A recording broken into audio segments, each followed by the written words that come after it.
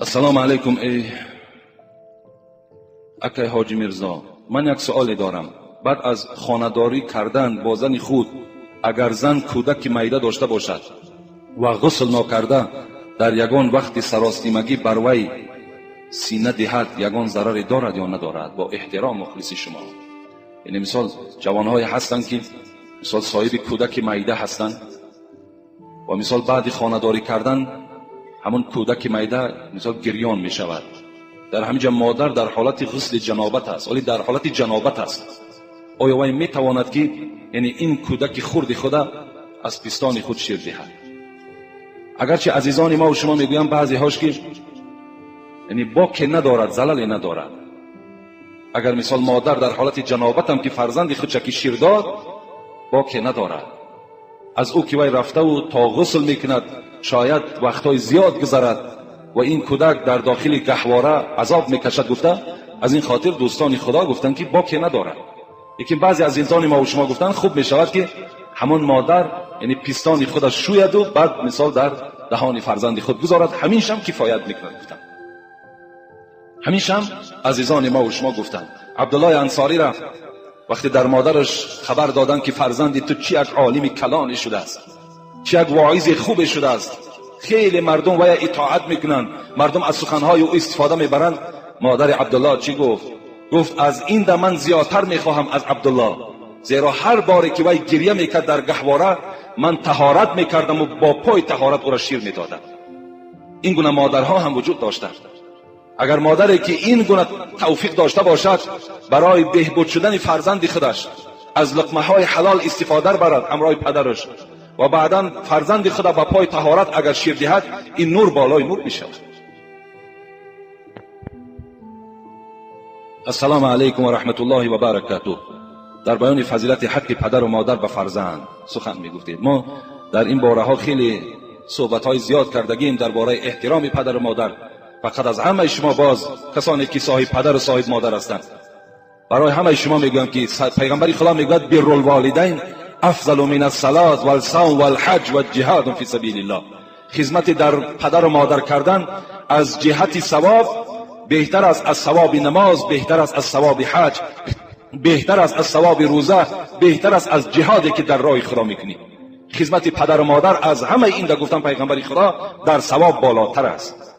از این خاطر شما اگر خواهید که اینقدر ثواب کلانه از دست ندهین، پدر و مادرتان در خدمت کنین، دعای پدر و مادرتان گیرین، ان شاء الله بعدا فرزندهای شما با در شما خدمتگار می شود.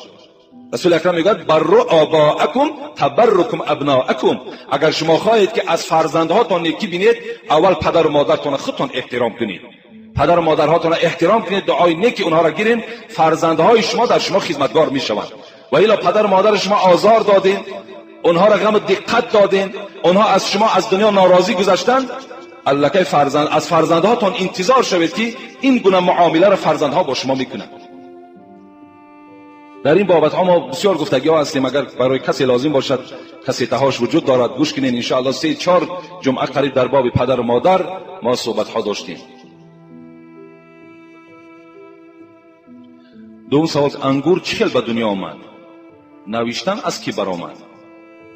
قرآن میگوید اذا اراد شیئا ان یقول له کن فیکون. آمدن انگور ای کجا پیدا شد، نوشتن از کی ماند، اینا برای ما و شما دانستنش نه فرض، نه واجب، نه سنت، اینا هیچ حاجت هم نیست. همون تیارش خدا داد است، بخور شکرانه کن. دیگر این از کجا آمد، کیشینان داشت، مثال پیرش کی است، ولی بعضی آدم ها همین پیری آشپزا کیه، آش مرحمت خوردن بگیر، پیری را چیکارش میکنی؟ گفته آش پیر دارد آخه، همش نعمت پروردگار. در سوره یاسین این آیتی که خواندم میگوید که هر وقتای پروردگار چیزی را که خواهد که پیدا کند و یقول کن فیکون، میگوید شو میشود. این قدرت پروردگار است. هر چیزی را که خواهد که پیدا کند، انگور میخواد پیدا کند، میگوید بشو انگور پیدا میشود. سیب میخواد بشو، میگوید پیدا میشود. هر چیزی را که پروردگار خواهد همچنان پیداش میکند. السلام علیکم داملای شیرین سخن. یک سوال دارم درباره توبه، دوباره قبول میشود یعنی ان شاء الله جمعه آینده میگیم که توبه ای که دوم بار انسان یک بار میشکند، دوم بار توبه میکند، آیا قبول می شود یا نه؟ ان شاء الله جمعه آینده خدا خواسته باشد من مفصل‌تر در بین شما این مسئله را آشکار میکنم. السلام علیکم بابای حاجی میرزا، از شما خواهش دارم که با سوال ما درباره کتاب قرآن کریم با گپ تاجیکی برآمدن مصلحت میدادید برای خواندنش. ما با زبان عربی خواندن نمیتوانیم. آیا این کتاب را خوانیم یگان ثوابیت دارد؟ پیشکی منت داریم. البته ثواب دارد، این بی ثواب نیست. خوانید همون قرآن هایی که با لفظ های تاجیکی هم که برآمده است اونها هم البته ثواب دارد. از اویی که شما بیهوده وقتان سپری میکنین همون قرآن های تاجیکی که برآمده است اونها را خوانین، یگان ضلال زیانی ندارد.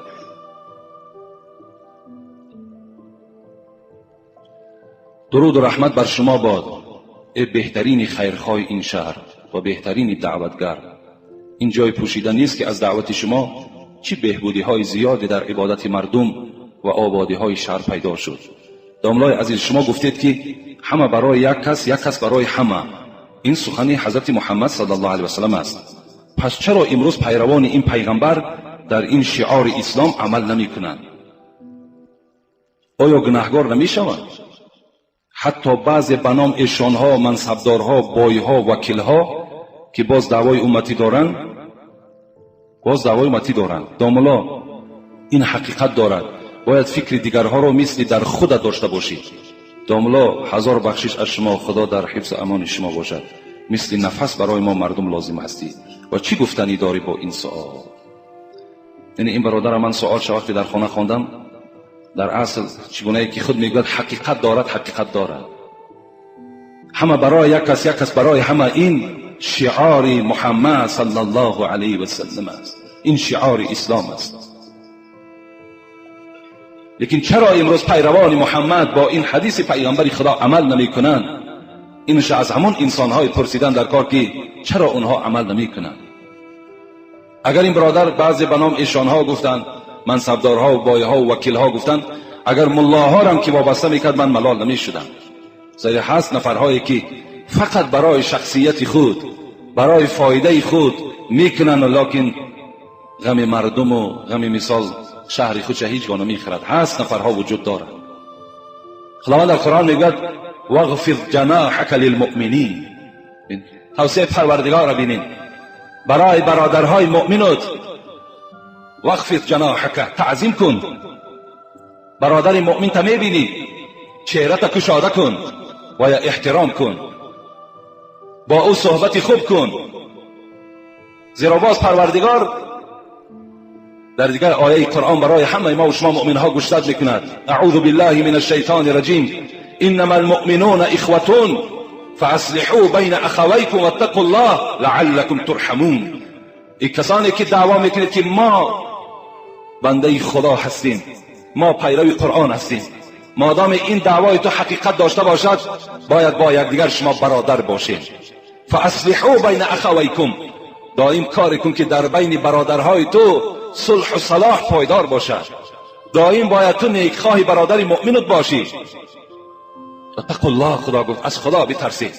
این کسانی که به نام مؤمن هستید از خدا بترسید، شاید که پروردگار به شما رحم کنه. لا یؤمن احدکم حتی یحب لاخی ما یحب لنفسه.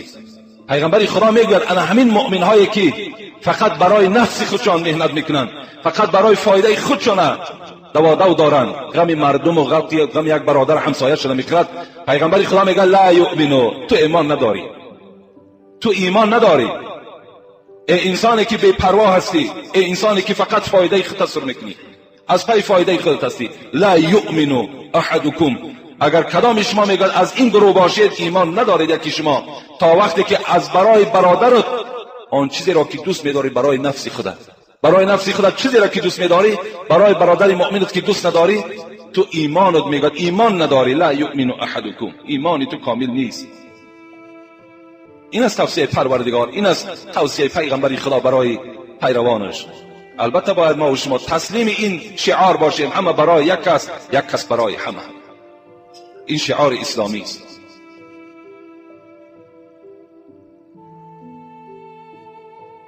لیکن صد افسوس که چگونه این برادر گفتن البته عملی نمی شود. اگر ما و شما و قصه های بعضی عزیزانمان اگر نظر کنیم بین مسلمان های پیشینه، ابو جهم میگوید جنگ یرموک وقتی شروع شد و وقتی که انجام یافت، من یک مشک آب را گرفتم و برای پسر عمکم به میدان جنگ رفتم. گفتم اگر هر کجایی که یابم شاید که تشنه باشد از این آب سیرابش کنم. وقتی میگوید رفتم، ابو جهم میگوید وقتی رفتم نگاه کردم که بچه عمکم تیر خورده است. در این جنگ در مقابله مردم یهود تیر خورده است، در یک پهلوی نالیش دارد. نزدش آمدم خواستم که آب دهم که از پهلوی همین بچه عمکم یک نالیش دیگر بلند شد که آب. میگوید این بچه عمکم اگرچه آب میخواست اشاره کرد که با پهلوی من ده. میگوید مشک آب آوردم نزد این پهلو بودگی بچه عمکم، قریب با دادن آب بودم که از پهلوی او یک نفر دیگر نالیش برآورد که آب. اونم میگوید زخمی بود. میگوید پیش این پهلو بودگی هم اشاره کرد که با وی ده. گفت آب بردم، میگوید آب در اون نشانیدم. پس گشتم آمدم که جان بچه عمکم الک بر آمده است. پهلوش نگاه میکنم وی هم جانش بر آمده است. در حالت خیلی دشوار، در حالت خیلی تشنگی، حضرت اشاره کردن به پهلوی من ده. گفت وی محتاج تر است.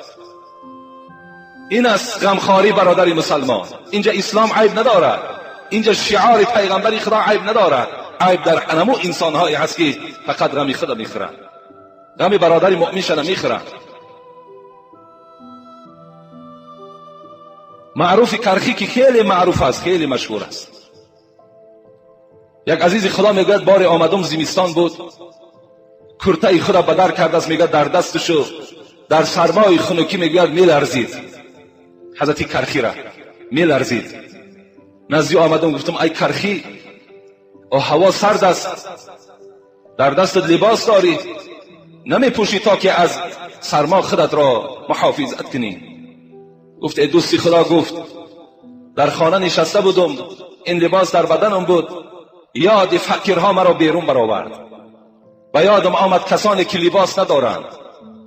من هم گفت شخصی هستم که دستی ندارم که به آنها خیر احسان کنم، فقط همدردی خود من با این میبرارم که مثل آنها بدن من لوچ کنم و مثل آنها در خنکی لرزیده ایستم، تا که همدردی من همینجا اظهار شود که من مؤمن هستم و مؤمن برادر مؤمن است. در کدام عذابی که وی قرار دارد من هم باید در همون عذاب قرار داشته باشم. این است اسلام ما و شما را، این است عزیزان ما و شما را کردارهاشان. یکی افسوس که امروز آن طایفه هایی که نام گرفتند با این عملی خیلی زیش دست میزنند. دوره های پیغمبر خدا را روایت میکنند در کتاب که بار میگوید یک لشکر گوشت آمد نزد حبیب خدا. ببین چی غمخواری هایی داشتن برادر با برادر. یک لشکر گوشت آمد پیغمبر خدا که بعد شام بود، گفت اینا در فقرا تقسیم کنید. صاحب گوشت گفت، پیغمبر خدا از همون مجلس پرسید کدام شما احتیاجی به گوشت دارید؟ گفتم پیغمبر خدا ما احتیاجی به گوشت نداریم، الحال ما شام خوراک کردیم، شام خوردیم. اونا فکر پگار نداشتن. و میگوید ابو هریره را از جای خود خیزان پیغمبر گفت اینا برده در خانه فلان کمپیری که فرزندهای یتیم دارد به او برده ده. ابو هریره میگوید آمدم دروازه این کمپیر تق تق کردم، از داخل صدا داد کی هستی؟ گفتم ابو هریره هستم و حبیب خدا این گوشت برای من داد که به خانه تو برسانم. این مادر میگوید از داخل خانه گفت که من همراه فرزندهام طعام شام خوردیم، دیگر حاجت نداریم. ابو هریره میگوید گفتم آخی فردا باز لازم شود. گفت جانم فدای محمد صلی الله علیه و سلم، رفته از حبیب خدا بپرس اگر تا فردا من زنده مانم این گوشت قبول میکنم، و الا اگر زنده نمانم پس کرد گفت که من محتاج نیستم، پهلوی من گفت محتاج تر است، این گوشت در همسایه من بده. امروز کجاست همون همسایه های غمخوار؟ یک پاموشی که یک دولت های بگیم نامسلمان می آمد، حتی همون سردارها خچون بیچارها سیر نمی کردن، خچون سیر نمی کردن. بازارها از حق مردم پر شد برای فروختن.